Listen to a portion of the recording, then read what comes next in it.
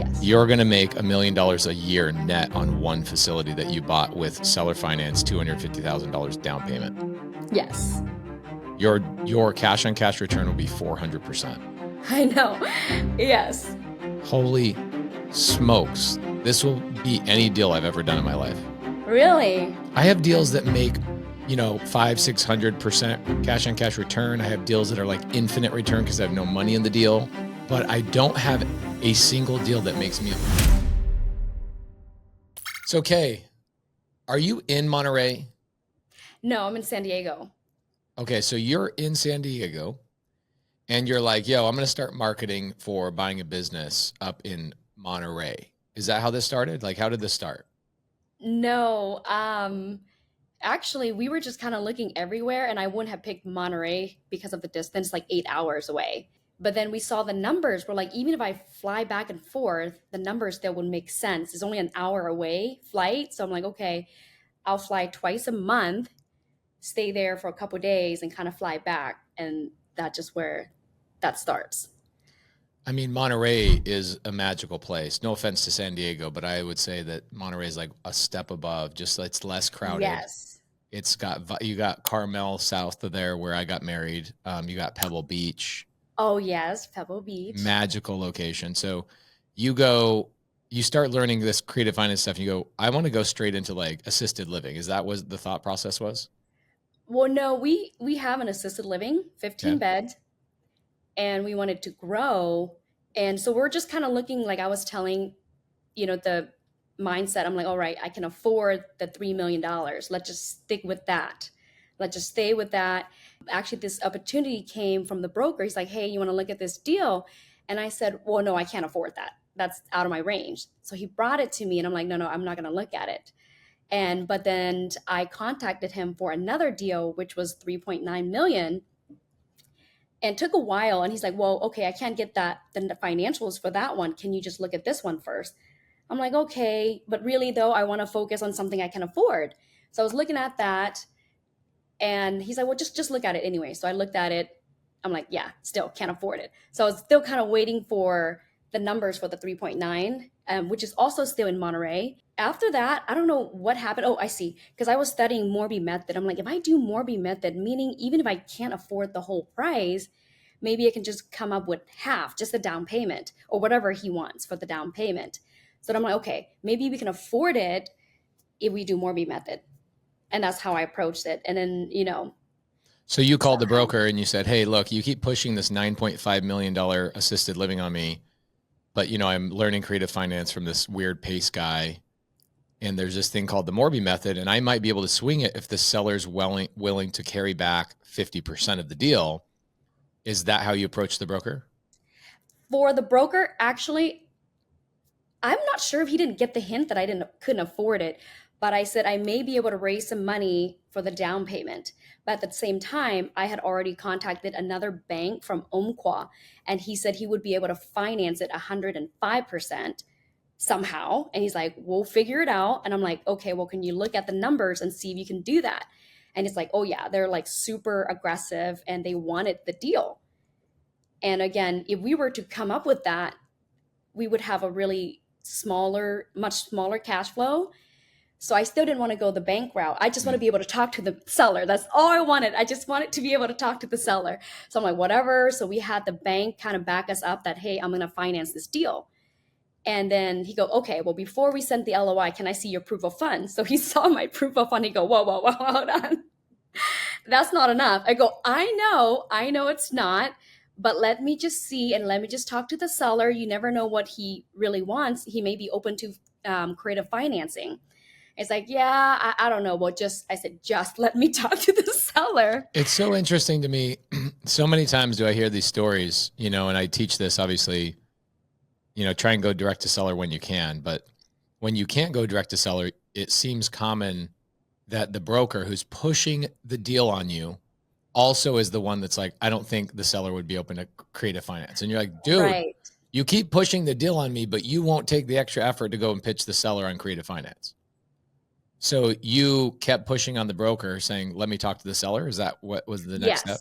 I said, let's just go ahead and send in the LOI with a like we were just going to do a 10% down with the bank backing us up, that he would just ask 5% from us. So technically, if you structure it with 5% down and the other 5 comes from the seller, which we found out that they were already willing to do 5%. So we're like, okay, worst case scenario, that's where we're going to go. So at least we got that. And then we sat down with the seller. We finally were able to schedule an appointment with them. We drove there because we just skipped the phone call and we're like, let's just do a person to person. Yes. Yeah. Yes.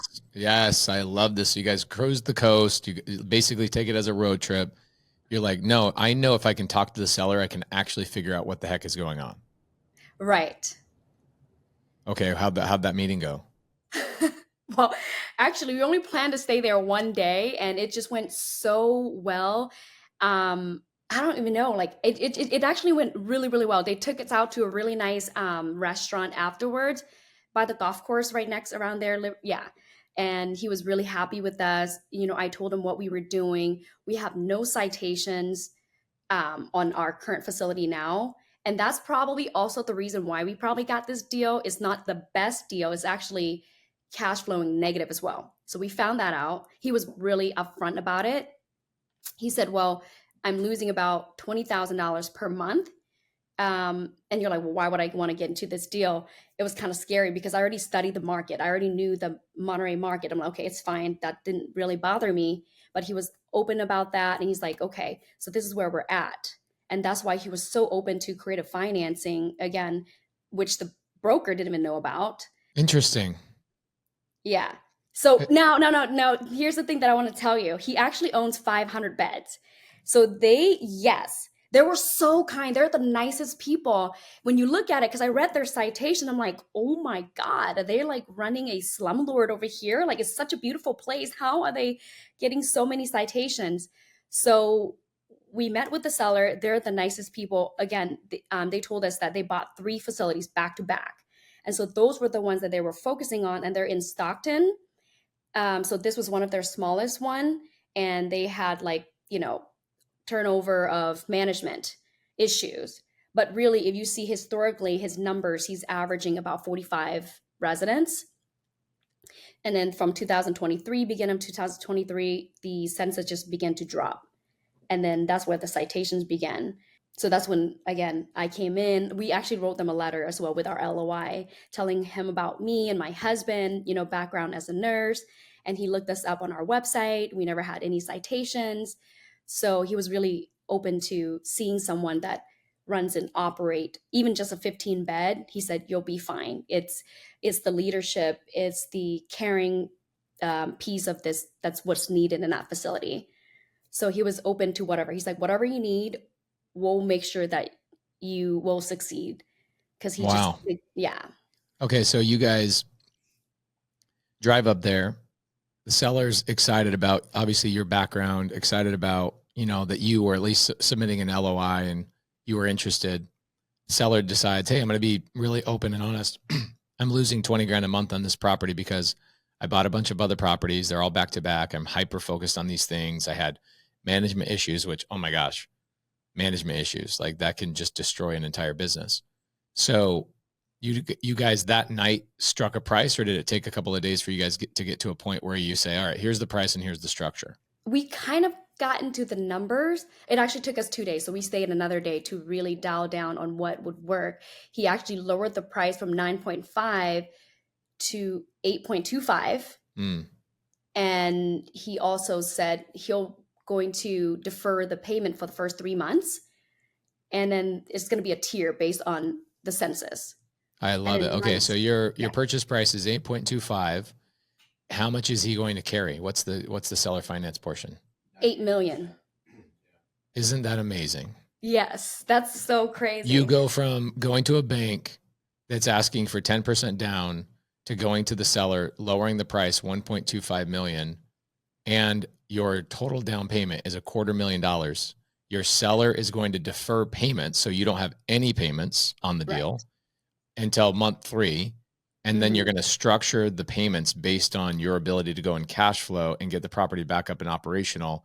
So you'll have an elevated or an escalator payment strategy. So it's like the payments will go up and up and up until the point where it settles into whatever. So that's pretty freaking amazing. Isn't it cool how, well, one, creative finance is pretty powerful. Two, when you actually go and talk to the seller directly and build rapport and you get the broker out of the way. Yes. It's amazing what actually happens. Right. It's the broker. But then, you know, like I said, look, I just want you to get paid. I'm sure your company wants to get paid. Why don't we work together so that we can close the deal, so that I emphasize a lot on how he was going to get paid. And that's how he was like, okay, fine. We'll submit the LOI. Wow. Yeah. Okay. So phenomenal structure. I love it. What are you going to do to turn it around from losing 20 grand a month to making 20, 40, $1 billion a month? How are you going to turn this around? Well, first is going to be staffing, which again, I have my staff that I'm going to bring up there. And because they have plenty of rooms, some of them are going to stay on site. That's easy. We're going to change the license, so that wipes out all these citations. The front will have to look completely different, so it looks like it's a new owner. The community, actually, that community is so, you can see all the homes were purchased like 30 plus year, almost all of them. So they're all elderly. So just kind of building that community again, do an open house, go to licensing and let them know what we're here to serve, what our goals are, so that they're not here trying. That's the biggest thing about this business.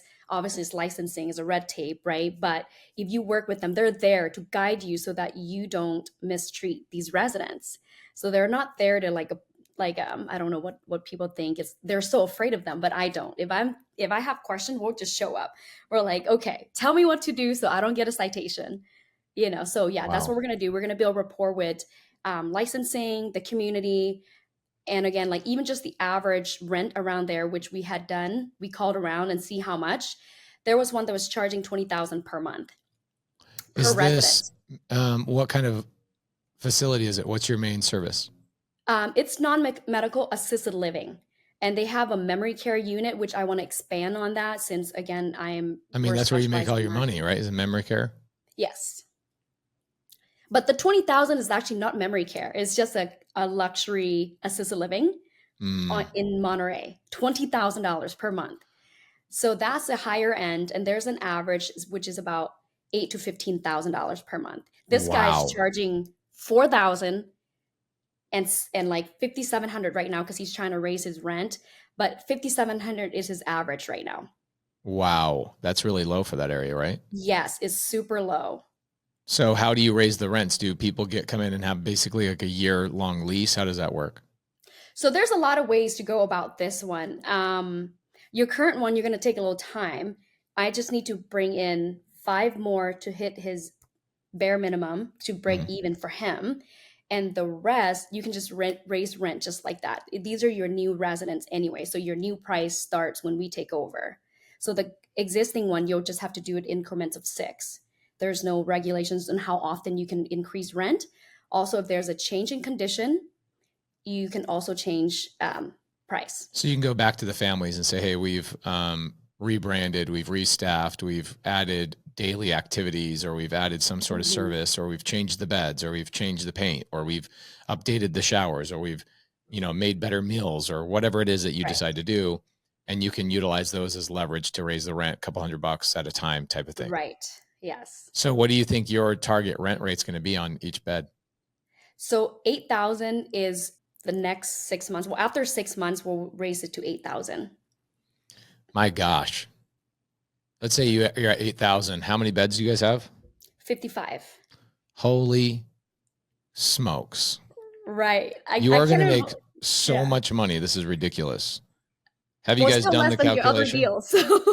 Have you done the calculation on 55 beds at 8,000 with all your costs associated? How much will you cash flow on this? Yeah. So I'm really being conservative. We're at, I'll say, so 36 is going to be a break even. And from 36 to 46, we're just going to charge them 8,000, 10 people. That's pretty much like almost all profits, because staffing isn't going to be that big of a difference. Probably 1 person extra. Okay. What about from 46 to 55? Will you be Well, able I'm to just really fill that being all the way? conservative, but we did do that. Yes, you can definitely make more than 1 million net per year. So, I mean, I didn't So at have that. 46 beds filled up, which Hmm. is, what is that, about 80% occupancy, roughly, Yes. Yes. you're going to make $1 million a year net on one facility that you bought with seller finance, $250,000 down payment. Yes. Your cash on cash return will be 400%. I know. Yes. Holy smokes. This will beat any deal I've ever done in my life. Really? Yeah, Well, thank you. I Yeah. have deals. I have deals that make, 500-600% cash on cash return. I have deals that are like infinite return because I have no money in the deal, but I don't have a single deal that makes me $1 million a year. That's insane. And what's crazy is that that's conservative. So like if you go from Right. 46 beds to, let's say, 50, Hmm. I mean, even if you have a 10% vacancy, which is probably pretty common, you're gonna have 10% of your beds that are always flowing over, and there's gonna be some gaps and some turnover and all that kind of stuff. You're gonna be at like $1.5 million a year in net profit. Right. Oh my gosh. Yeah. That's why I'm super excited now. It's not going to be like, oh, it's easy. There's Of course, you definitely got to work do to be work. done. Yeah. There's like, I'm saying goodbye to my family. I'm going to be there for 6 months, say goodbye. We're Yeah. hugging each other. But they'll be flying back and forth, but definitely. $1.5 million in potential profit yearly. Yes. Conservatively is $1 million. You're going to put 250 down. Is that 250 capital that you've brought from your other business that you guys have saved? Yes. You guys don't take on private money lenders. No. Just doing this all with your own cash from your existing business. Yes. My word. You might end up just freaking moving to Monte Ray and expanding. Oh yes, we are. So now we see the wedge. We see that like the 55 and under is maybe too small for bigger investors, maybe. And so now you got the 55, it's left everywhere. I'm like, ooh, how do I expand? Actually, matter of fact, I think you know him, Serge. He's Yep. in your, yeah. He actually brought a deal to us last week in Fresno around the area, but he's gonna bring all the capital, which I don't know how I can do that because this one's gonna need a lot of work. And that's where I am seeking your help because I do want to expand, but then now like it is a higher barrier to entry, obviously, this type of business. Just because of the licensing, you need the administrator, but you can definitely hire somebody to do this What do you job. need my help for? Exposure or money? No, like what do you, I mean, how, okay, here's the thing. This is really honestly pays, it's more than just money. We're comfortable now. I mean, I'm drinking a 3-day old coffee because this is how we live. All right, 3 days old. Wow. I'm like, it's fine. So we don't need a lot. But I think what you said was the serving people. And I didn't understand this until you said that. Because during COVID, like people were just calling off like crazy. Like they just made the most ridiculous reason not to show up to work. So I was sick, and then it was my husband and this new guy that I just hired taking care of 13 people. And every morning I would cry because I had short of breath from COVID.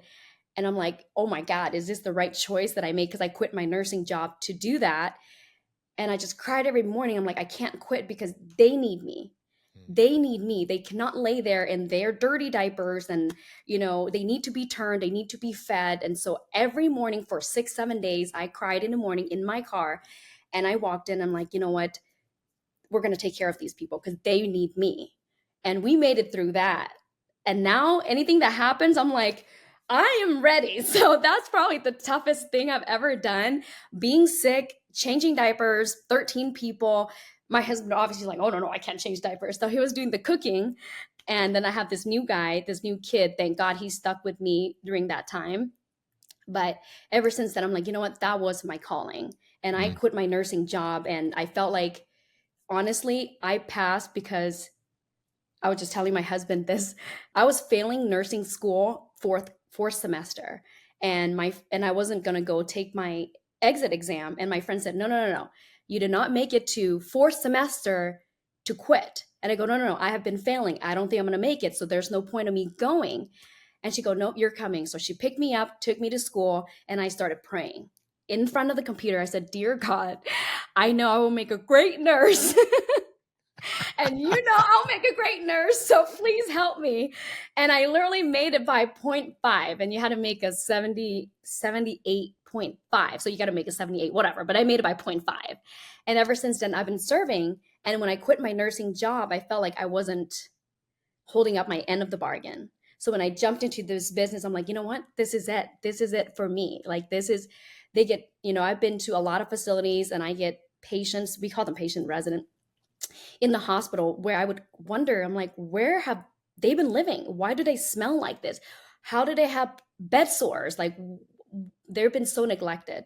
And I've always wondered, like, how they've been taken care of in these type of homes. And now that I'm in this business, you can see that they are totally, a lot of them, especially big boxes, not, again, there's a place and time for them, but they need a home. They deserve so much more than that. And when you said, well, somebody called you because you said you did assisted living before, and you're like, well, I don't want nobody calling me for if somebody died in the middle of the night. I actually enjoy holding that person's hand because some of them don't have families, and I want to let them know that I'm there by their side when they're taking their last breath. You're strong. You're stronger than me. I would cry and I would break down. And I had this lady that passed away that I just fell in love with. Her name was Rose. And I just was like, I can't do this. It's like such an emotional toll on me. And so I also, at the time when I was running my 4 facilities, I wasn't a great operator. I had 4 facilities. I had about, I didn't have as many beds as you have, even with 4 facilities. My facilities were all capped at 10 people per bed or 10 people per house. Mm-hmm. And when we were running those, I had a blast. I loved it, made great money. I learned a lot about that business, but we ended up selling off to a doctor group. And the biggest reason was because the administration part of things I had not figured out yet. This is 6 years ago, right? So I'm now have that. Back then I had 30 employees. Now I have 700. Like I'm a different person I was back then. So if I was going to get into assisted living again, it was the hardest thing is finding good quality people to show up. And at the time I didn't know how to find those people. Now I do. And so I would get back into it. The problem is I have all these other things in my crosshairs. So like I look at you, I'm like, man, she's figured it out. She's got a nursing background. She's got a bleeding heart. She's the person that has the passion for these people.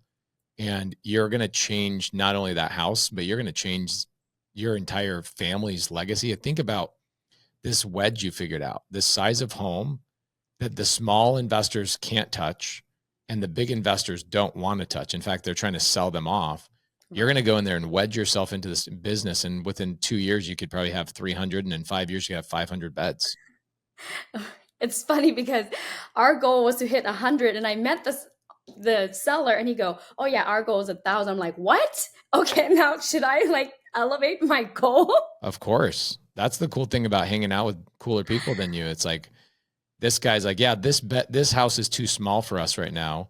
And you're looking at it as this is the biggest thing I'm going to overtake in my life. Yes. So cool. Yeah.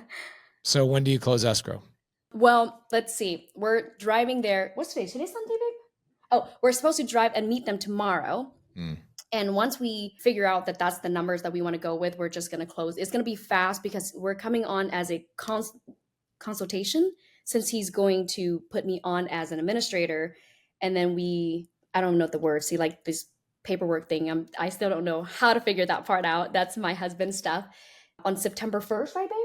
Is that when we're supposed to officially close? I don't even know what the word means, but I don't do that stuff. I'm just the operation person and meeting people. But yeah, so September. So we're supposed to close literally this week. Sign it, and we're going to start this week. I love it. So you guys are starting the business this week. Mm-hmm. When do you think, what's your goal? Are you guys going to have this cash flow positive in the next 90 days? The next 90 days, again, should be just maybe like 10, 20,000 maybe. Yeah, that's where I'm seeing. But by month 3, we should be able to bring. So 5 is to break even for him. But again, we're not paying for the first 3 months. So we're still going to probably cash flow some. Right. And then by month 6, we should bring at least 10 people. Wow. Okay. So you're by that time, because you're at 36 beds now, you get to 46 beds, you're cash flowing. You're going to do 2 things simultaneously. You're going to, 1, get more beds at $8,000 a month. And then you're going to back you're going to raise all the rents up to $8,000 over the next 6 months, probably. Probably slower than that. We'll have to see. Yeah, I can't be 100%. Yeah, because Just that's because a they have pretty big such shock bad from charging reputation. somebody $3,700 a month or whatever it is, charging $4,700 a month to 8,000. Like the families will be in shock. So it's like Right. it Yeah. might take you, and you also don't want to go, just knowing you and your personality. You don't want to go to these patients and go, "Hey, we're going to raise our rents to 8,000. If you can't pay it, we're going to kick you out." Right. Right? You're Right. going to be Yeah. like, "Hey, we're going to raise your rents $500 every 6 months or something like that." And it Right. might take you a Yes. couple of Yeah. years.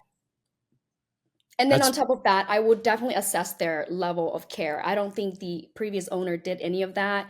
That he didn't even charge admission agreement. Some people charge $3,000 to $5,000, like the one-time fee for the admission work. So there's that additional cash flow. wow. Wow, wow, wow. So your goal now is, all right, let's get this stabilized. Then what's the next goal? Another 55 beds, another 60 beds, another what? What are you thinking? Yes, actually, yes. That's where we In want to Monte Ray go. specifically? What's funny about this? Because they do not have any other, there's only three big facilities. No, just three facilities in Pacific Grove, and we're one of them. And they have a water credit or water restrictions, so no other facilities are allowed to build on this area. Wow, you're So like the so lucky. competition is like there is no competitions. The other ones are super big, so again, no matter what, you can't take that home feel when you enter these facilities. So these are like individual homes. For some reason, they were so close that it looks like just cottages. Wow. Hmm. Okay, so you would have to go outside of this area to find more properties. Right. Okay, with this guy that has 500 doors, does he have other properties that you could pick up? He is actually expanding. He's planning on expanding. No, all of his are above 100 bed, So this 150. is his last property under 100. Yes. Hmm. You are scoring so big with this deal. Yes. And I was going to tell you, last year there was a cash offer at 12 million five, because he was at full capacity, not full, like 51. And he was using the money from this facility to fund, because he had to do the huge renovation for the other properties that he just acquired. So he was like, no, we're not ready to sell. So that property was funding his other properties. And so now he's like, okay, now I'm focusing on all of that. Now I'm ready to sell. But again, all the census, has dropped. So it kind of works out in our favor, like I love it. hugely in our favor. I love it. I love it. So, a couple of things. You said you needed my help. I don't know that you need my help other than maybe what we're doing. Like inside of Subto, we're now teaching how to buy businesses creatively, and we're bringing in Matt Sorensen, my business buying attorney, every week to talk about people's contracts and paperwork and all that kind of stuff. You guys don't need help on the paperwork side of things on this one, do you? We do. And that's where we want to make sure that we can swing this by the official, like the official documents. If Matt Yeah, Sorensen. here's what I'll do for you, Kay. I'll pay for my attorney to do all the paperwork for you out of my pocket. Oh my God. Okay, here's what I want you to do. I want you to do a Zoom with Matt. Okay, and then what I want to do is over the next 6 months, I want you to do a couple of more Zooms with me. We can kind of deep dive into how things are going, and we'll put those into Subto. And what I would ask you to do is I would ask you to go, hey, this is what I'm looking for. And what you'll do is you'll find a lot of students, like Serge in Fresno, one of our other students, a lot of students getting to know you will bring you either private capital, or they'll bring you these types of deals, or they'll even refer people to come and work for you so that you can recruit through doing this awesome content and providing value to people. Yes. So if you do that, the reason I'll pay for it is because, one, I appreciate your story and learning and being part of the community. It means the world to me. Two, if you do a Zoom with Matt, a lot of other people that are buying assisted living facilities and doing the same structure will also kind of have a framework. Three, it will incentivize you to go, man, this is fun helping all these other people that are buying assisted living. And then four, you'll be able to collaborate with a lot more assisted living people and go, hey, does anybody have a nurse, or does somebody have a this, or does somebody have a that? This will be a really great recruiting mechanism for you to get really quality talent.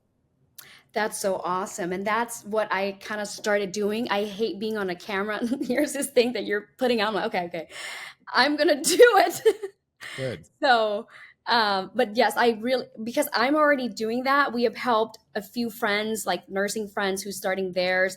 And I think the hardest part is to hold their hand, that mindset portion of it. Yeah. It's like we jumped in head first. Like our bank account was $0 with 3 kids, and we're looking at each other like, what are we gonna do?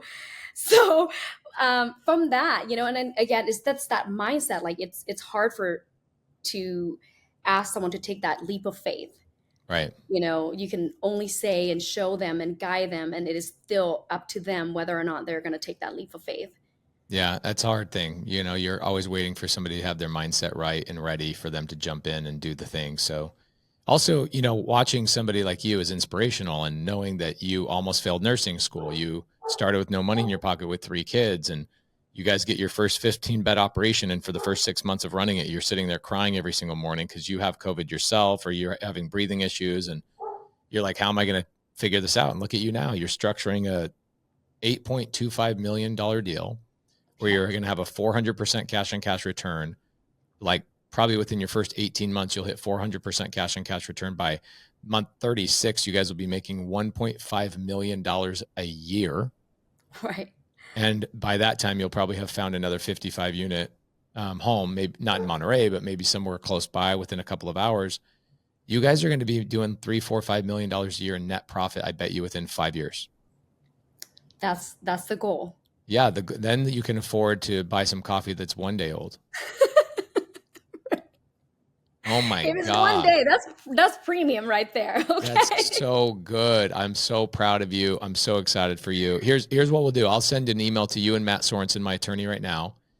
Matt Sorensen's going to be in our Zero Down program inside of Subto for the next 10 years, and he'll be there every week. Oh, wow. Yeah, I'm paying. I don't know what I'll pay monthly, but I'll probably pay a good $5,000 a month just for him to be in Zooms and be available. So like in the future, as a Subto student, you go, hey, I've got this assisted living facility and I need help. You just go into the Zoom with Matt, and Matt will help you structure things and talk to you about deals and all that kind of stuff. So it's going to be epic. There's going to be people, check this out, Kay. There's going to be people that in a year or 2 years that join our community, they're going to watch a video like this or the next video of your paperwork with Matt, and they're going to go, Kay is my inspiration, and I'm going to go figure this out too. You're going to change a lot of people's lives with this.